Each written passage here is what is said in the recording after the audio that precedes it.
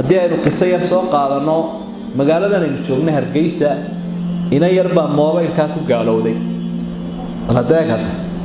moobilka oo magaaladan inay joogtaa ayay ku gaalowday diinta islaamka kaga baxday English tay taqaanay waalidkeedii waxay ku tiri waxaan u baahanahay jaamacaddan dhigtaaye internet xoog badan inaad ii soo geliso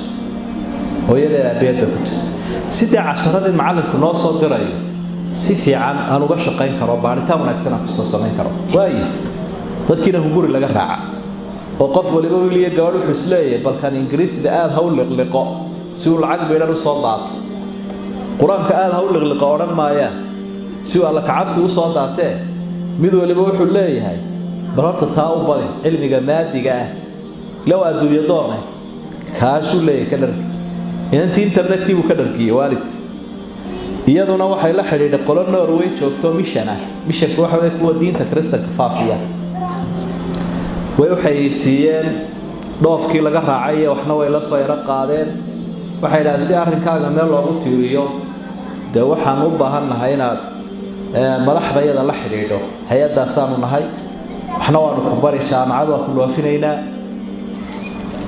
ma iska aqbalaysaa markaa xiriirka iyaga intaa leeg say u sii wadeen waxay dhahdeen waxaan kula xiriirin doonaa wadaadka iyaga waa wadaad Kristaan ah waa boobkii kaniisadda Scandinavia jooga boobkii baa lala xiriiriyay diinta islaamka uu ka saaray markii ay ogaadeen godkii ay la doonayeen inay ku dhacday ila godka weyn lagu ridaa waa gaalnimo ilaahay inuu ka maagalay waana godka weyn shaydaanka iyo saaxiibadiisa sharwadeen ay qofka la doonaan إلهي بأحر كمثل الشيطان إذ قال للإنسان كفر فلما كفر قال إني بريء منك إني أخاف الله رب العالمين فكان عاقبتهما أنهما في النار خالدين فيها وذلك جزاء الظالمين والشيطان كي يقف كي قال لما أصابر لغا مركو قالوا بين أيدي بريبا كاه أو نار تقوب صراي waxay dhawa ku dhoofinayna hadaba asbar barnaamijka kaaga sameeyna safaaradda Itoobiya kale tiyarado sii socotaba ayuunba maalmihii ugu dambeeyay waalidkeed oo hooyadeeda ayuunba yara murmeeyay islaamkii umbay durtay iyo diintii islaamka iyo nabiga aad sheegaysaa meelo haynka dumarka dulmiyay islaamka aad sheegaysaa meelo haynka waxa dumarka ku sameeyay wixii yara lagu shubay wixii xumaay lagu shubay qaar kood soo ka bacday sida bulaacada ayay soo neeftay wixii ila gaalnimadu waa qurun إنما المشركون النجس قرآن كاكو شاقين النجاس يقولون تاي يخبث بركي بلا عادي صور نفتر إن أنت هذه هو يدد وحي عرقت إن أنا إن أنت يهين إربادي كل مدن تاي هو يسلن تاي عرقت تبتنا وارث وحيو يعدها به إنما ذي بأو يعدي إن أنت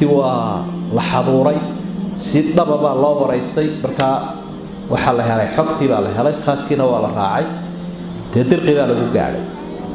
iyadoo sii guureysada oo gaalowday xagee laga helay dabadba uma baxday inantu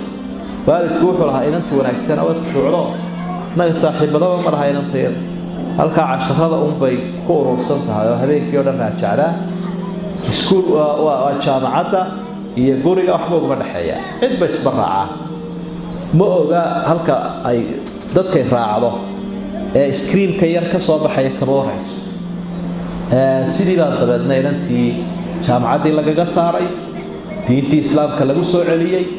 dadkii xumaana